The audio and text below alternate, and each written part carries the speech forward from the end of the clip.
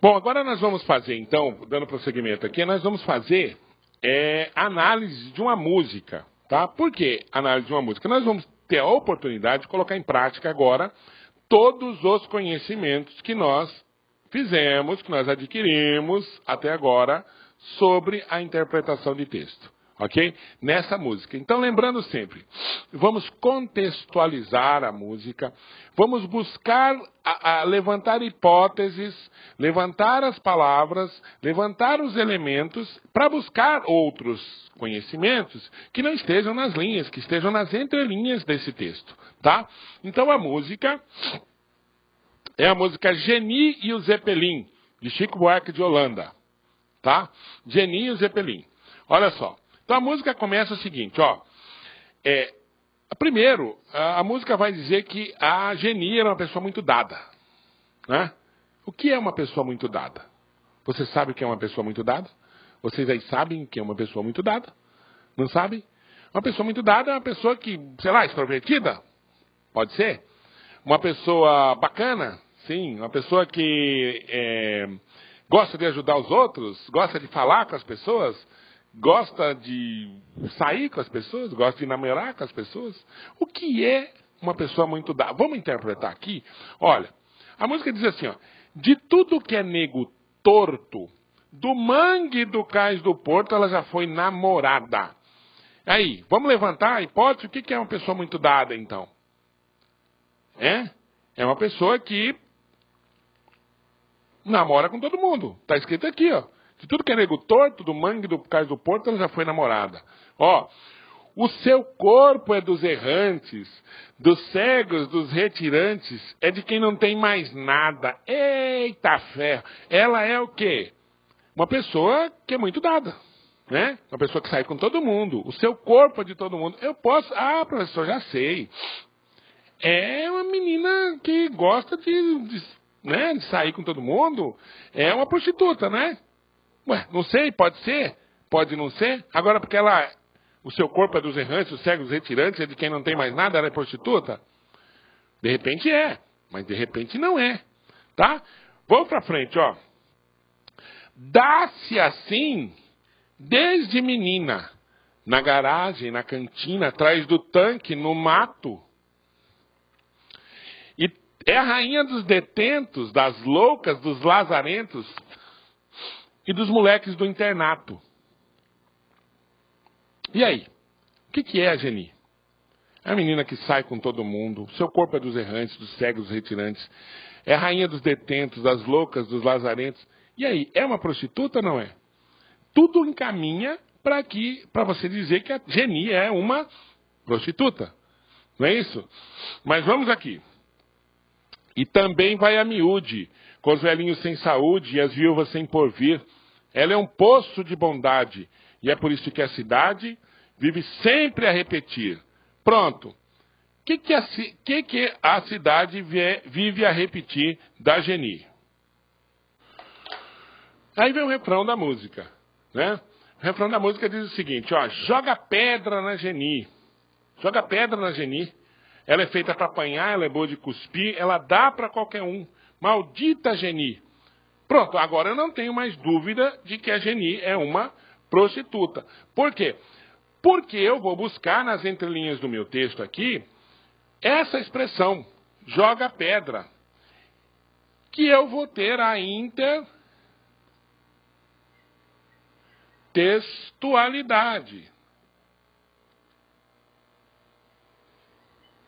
De onde? De onde que vem a expressão joga pedra? Lembra? Tinha uma personagem bíblica que se chamava Madalena, que também era de uma que era adúltera e a outra que era prostituta, né? E estava para jogar pedra. Todo mundo ia jogar pedra, porque era um costume antigo jogar pedra nas prostitutas no meio da rua. Aí o Cristo chegou e disse, aquele que não tiver pecado, que atire a primeira pedra. Então esse joga pedra na Geni tem a ver com essa perspectiva intertextual da Bíblia, tá? Joga pedra na Geni. Ela é feita para apanhar e ela é boa de cuspir. Ela dá para qualquer um, maldita Geni. Então agora eu não tenho dúvida que a Geni era uma prostituta que saía com todo mundo, tá? Tudo que é nego torto, do Mangue, do Cais do Porto, ela já foi namorada.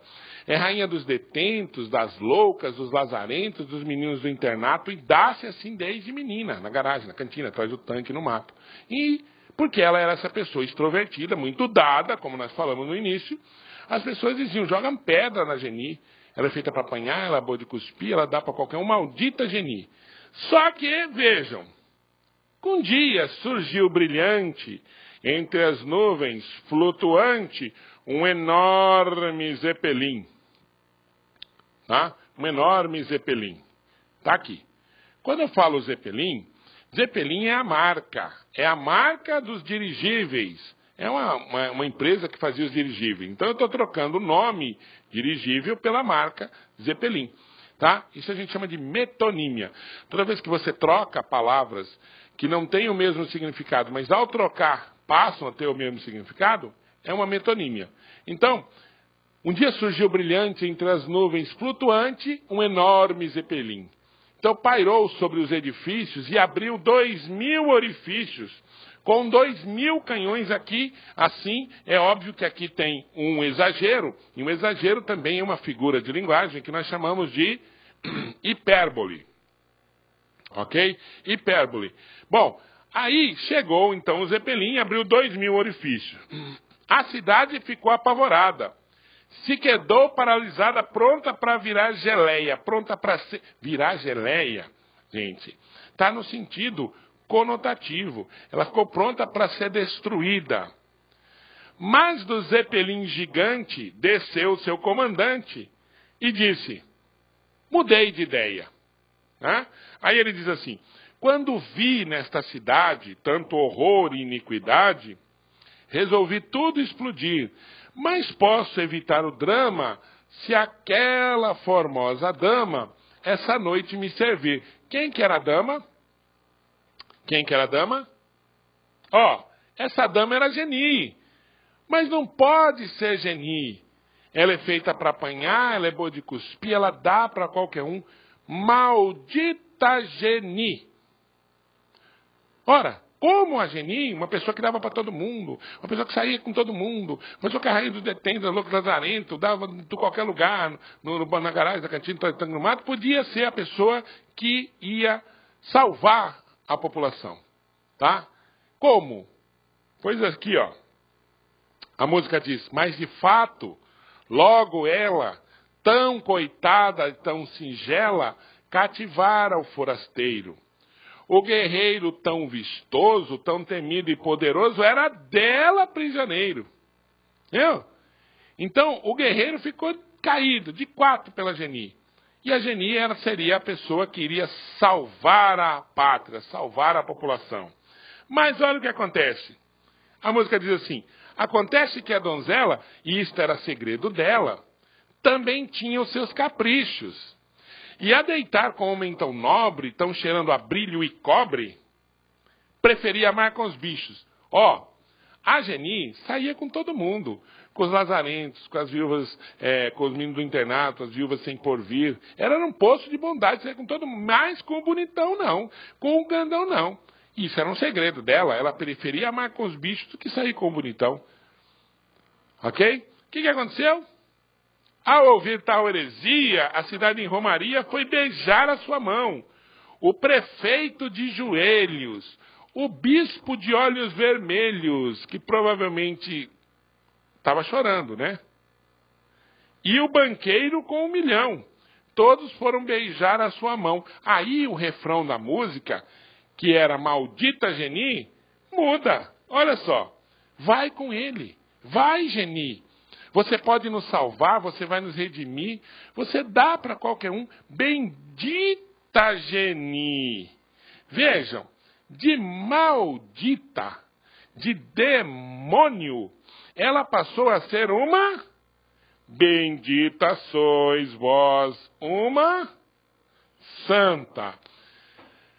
Colocaram um véu na cabeça da Geni. A Geni virou a salvadora da pátria, a santa, a bendita. E aí? O que acontece com os santos? Vamos pensar. Pensa bem, o santo você humilha, você xinga, você cospe, você bate em uma face, ele oferece a outra face, ele perdoa. Ora, se o Chico Anísio que Chico Anísio? Chico Buarque. Se o Chico Buarque transformou a Geni numa santa, é óbvio que a santa vai perdoar.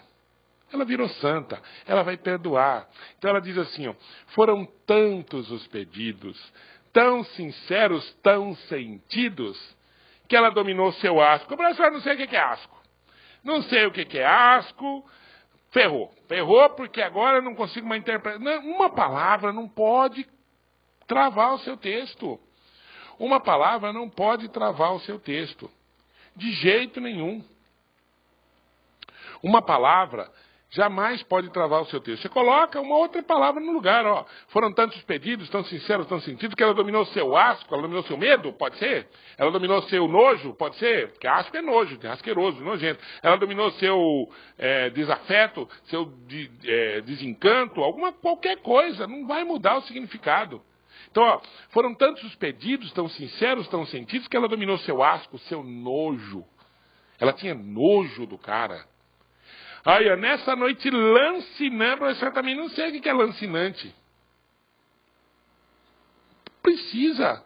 Coloca uma palavra nessa noite, o quê? Derradeira, importante, dessa noite sem volta, nessa noite da minha vida, nessa noite da vida do todo, nessa noite salvadora. Qualquer coisa disso.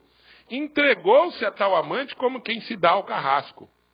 Tá? Então, nessa noite lancinante, entregou-se até o amante como quem se dá ao carrasco. O lancinante está implícito no texto. Pode ser qualquer coisa dessa que nós falamos. Coloca uma palavra que tenha um significado no texto. Nessa noite derradeira, né? Sem volta, importante. Tanto faz. Tudo bem? Nessa noite lancinante, entregou-se a tal amante como quem se dá ao carrasco. Aí a música diz assim, ó. Ele fez tanta sujeira, lambuzou-se a noite inteira até ficar saciado. E nem bem amanhecia, partiu numa nuvem fria com seu zeppelin prateado. Então, olha só. Nuvem fria, na verdade, quem era frio era o comandante. Essa nuvem fria está no lugar do comandante. Partiu numa nuvem fria, que tanto faz, uma nuvem gelada, uma coisa fria, sem sentido, sem sentimento. Para ele era só uma questão de destruição apenas. Como ele se satisfez, ele foi embora. Tá? Aí a música diz assim. Num suspiro aliviado, ela se virou de lado e tentou até sorrir. Mas nem bem raiou o dia, mas logo raiou o dia, e a cidade em cantoria não deixou ela dormir. Joga pedra na Geni, joga bosta na Geni.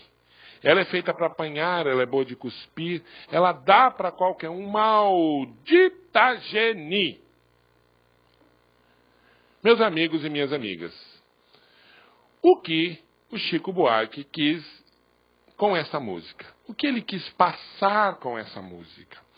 De qual sociedade ele está falando? Da japonesa? Não. Da paraguaia? Não. Da norueguesa? Não. Ele está falando da sociedade brasileira. Ele está dizendo, como conclusão, isso é uma conclusão obviamente minha, ele está dizendo o seguinte, olha, se nós precisarmos da prostituta, do homossexual, e aí eu estou ampliando o significado, né? Eu estou fazendo uma ampliação, lembra da dedução e da indução? Eu estou fazendo uma dedução, certo? Se precisar da prostituta, do homossexual, do deficiente físico, do deficiente mental, da mulher, né? Do negro, qualquer um desses, vai pedir ajuda, correto? Mas depois vai continuar desprezando, vai continuar maltratando, correto? Ele está dizendo que nós somos uma sociedade hipócrita. O nosso preconceito é velado. Não, eu não tenho nada contra negro. Não, mas você sabe aquela do preto? Não, eu não tenho nada contra o homossexual. Mas se meu filho fosse homossexual, eu mato. Não é isso? Então, essa perspectiva de preconceito, isso está tudo colocado nessa música se eu souber tirar o significado e também justificar esse significado. A música está dizendo, nós somos uma sociedade hipócrita. Correto? Beleza? Então, todas as vezes que você tiver que interpretar um texto, contextualize esse texto. Busque os significados que estão além do que está escrito. Num texto de concurso, eu posso ter textos como esse, do Chico Buarque de Holanda, mas também posso ter textos mais simples, como o que nós vamos ver agora em alguns exercícios que nós vamos fazer a seguir. Ok? Vamos lá. Então vamos agora a algumas questões de interpretação do CESP, questões de interpretação de texto do CESP, que nós retiramos de provas do CESP, algumas aqui para a gente fazer o nosso trabalho de interpretação aqui. Então vamos lá. Primeiro vamos ler esse texto aqui, que é o que vai servir de base para as 3 questões primeiras. Olha lá. Então está escrito aqui, tudo parece ter começado a mudar nos últimos anos e as revisões profundas porque estão passando os discursos e as práticas identitárias deixam no ar a dúvida sobre se a concepção hegemônica da modernidade se equivocou na identificação das tendências dos processos sociais, ou se tais tendências se inverteram totalmente em tempos recentes, ou ainda sobre se está perante uma inversão de tendências, ou antes, perante cruzamentos múltiplos de tendências opostas, sem que seja possível identificar os vetores mais potentes. Então vamos parar aqui no primeiro período e vamos falar. Aqui ele está falando assim, parece que nos últimos anos tudo começou a mudar, mas a gente não sabe por que mudou. Tá? Então isso deixa no ar a dúvida sobre se a concepção hegemônica da modernidade, essa concepção de todo mundo ser do mesmo jeito, se equivocou na identificação das tendências dos processos sociais, porque parece que todo mundo é do mesmo jeito, mas continua diferente, continua tendo desigualdade, né?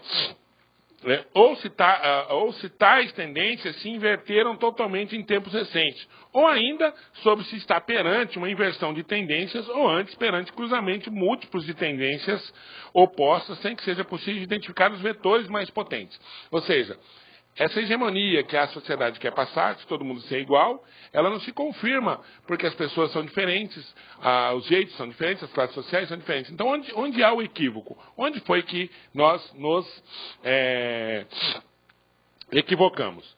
Como se calcula, as dúvidas são, acima de tudo, sobre se o que presenciamos é realmente novo, ou se é apenas um novo olhar com que o presenciamos. Quer dizer, o que está tendo aí é novo, ou o olhar que nós temos sobre isso é que é novo. E as coisas continuam as mesmas. Tá? Então vamos lá. Estamos em uma época em que é muito difícil ser linear, ser igual. É muito difícil ser igual, apesar das pessoas acharem que todo mundo é igual hoje, todo mundo tem computador, todo mundo entra na internet, mas as pessoas ainda continuam diferentes. Porque estamos em uma fase de revisão radical do paradigma epistemológico, do parâmetro de conhecimento da ciência moderna. É bem possível que seja, sobretudo, o olhar que esteja mudando. Então, nós estamos aqui numa revisão radical do conhecimento que a gente tem sobre a realidade. Então, é bem possível que o olhar que a gente tenha sobre a realidade que seja mudando, e não as coisas. Mas, por outro lado, não parece crível, ou seja, não parece que a gente possa crer que essa mudança tivesse ocorrido sem nada ter mudado no objeto do olhar de quem olha. Ou seja, não é o parâmetro que mudou, talvez, mas a maneira com que se olha as coisas é que tenham mudado. Esse texto é muito complicado, tá? Mas vamos aqui, Na linha 8, a preposição perante no contexto em que ocorre contribui para que a inversão de tendências seja interpretada como um processo ainda em curso. Vamos olhar lá. Na linha 8, tá aqui, Aqui. Tudo parece ter começado a mudar nos últimos anos e as revisões profundas, porque estão passando os discursos e as práticas identitárias, deixam no ar a dúvida sobre se a concepção hegemônica da modernidade se equivocou na identificação das tendências dos processos sociais, ou se tais tendências se inverteram totalmente em tempos recentes, ou ainda sobre se está perante uma inversão de tendências, ou antes perante cruzamentos múltiplos. Perante uma inversão de tendências. Na linha 8, a preposição perante no texto em que ocorre contribui para que a inversão de tendência seja interpretada como processo ainda em curso. Então, não se sabe, olha só, aqui, ó, sobre se está, ou se tais tendências se inverteram totalmente em tempos recentes, ou ainda sobre se está perante uma revisão de tendências. Ou perante uma revisão de tendências, está perante uma revisão que está em curso. Certo? Então está correto. Ó. Na linha 8, a preposição perante, no contexto em que ocorre, contribui para que a inversão de tendência seja interpretado como um processo ainda em curso. Se eu estou perante, quer dizer, pensa assim, o perante, você numa pista, e a inversão de tendência passando e você está perante, você está olhando, você está à margem.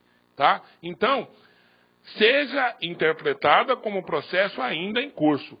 A preposição perante, no contexto em que ocorre, contribui para que a inversão de tendências seja interpretada como um processo ainda em curso. Não é uma coisa acabada, é um processo que ainda está acontecendo. Certo? Então, aí, a preposição perante realmente tem esse significado, a questão é correta.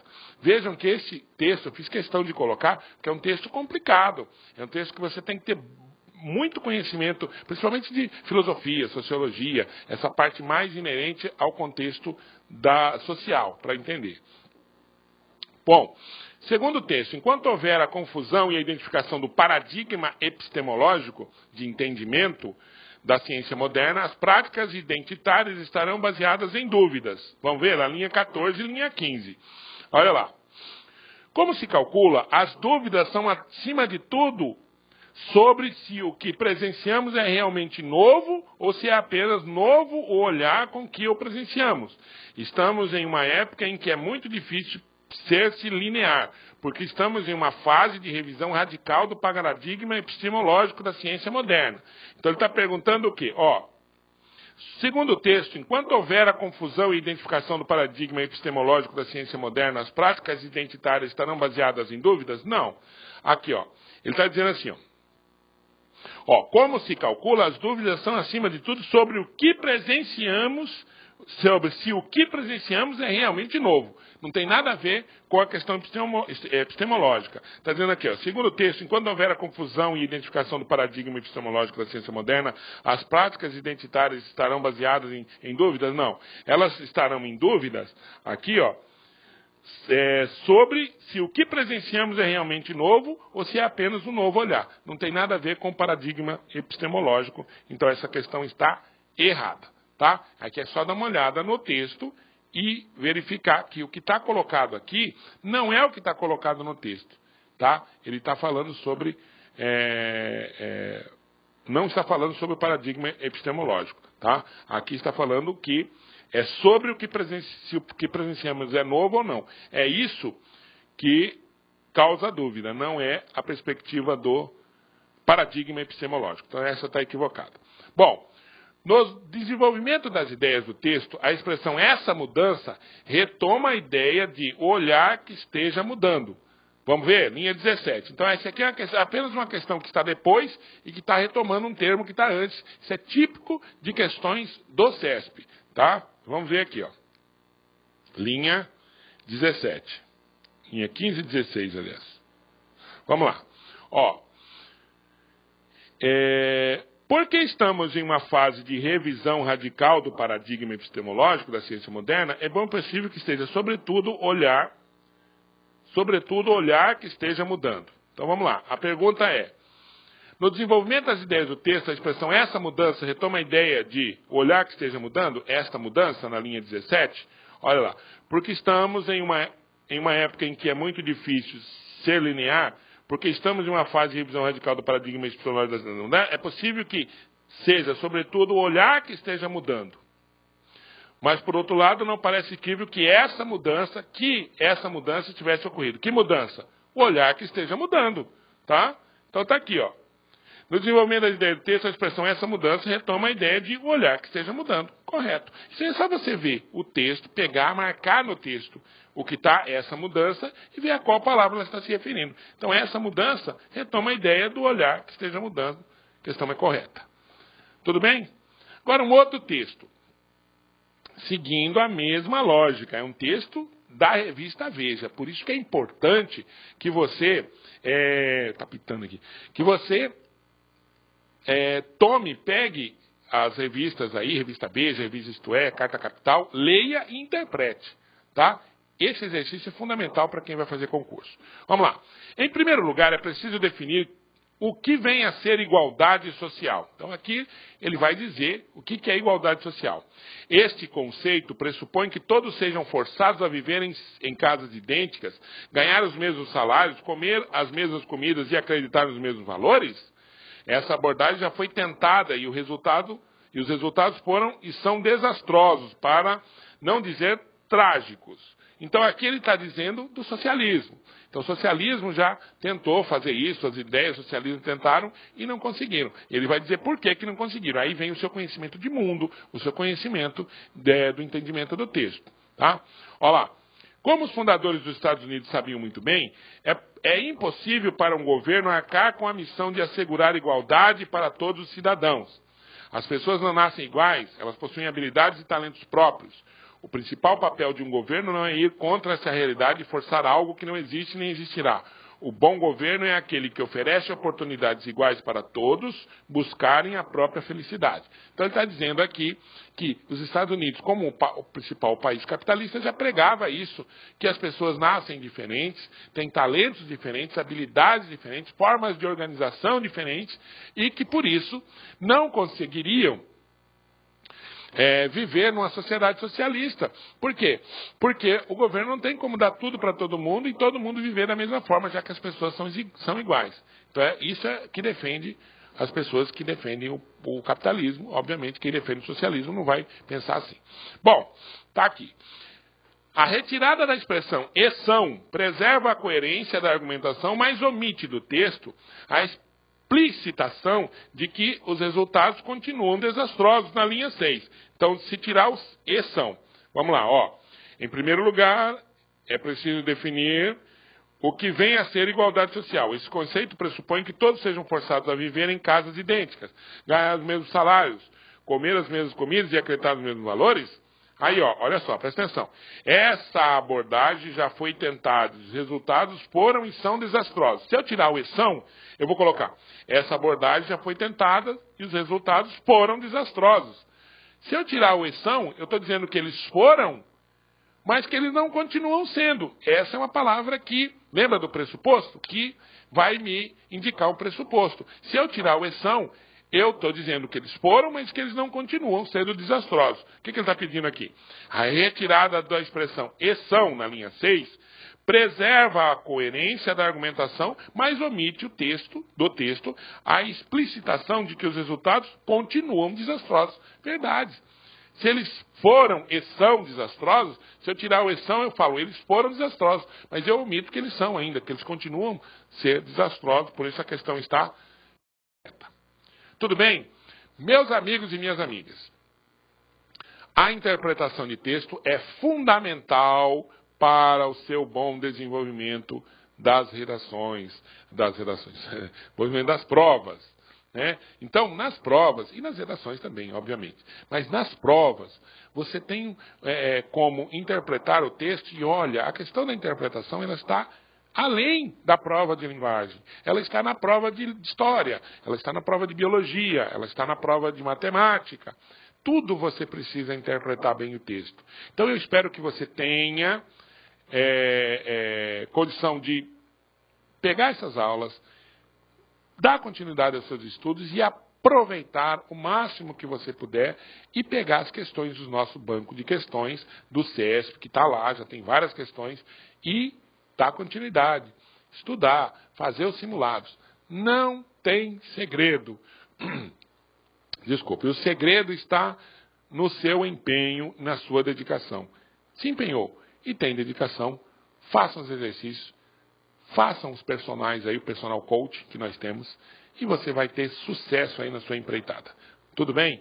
Um abraço e, para finalizar, a nossa frase aqui, ó. Desejar não é suficiente para adquirir, é necessário acreditar. E como nós falamos, nós aqui do LAC Concursos acreditamos no seu potencial, acreditamos em você e acreditamos principalmente na sua felicidade, na sua aprovação. Tudo bem? Um abraço, LAC com você.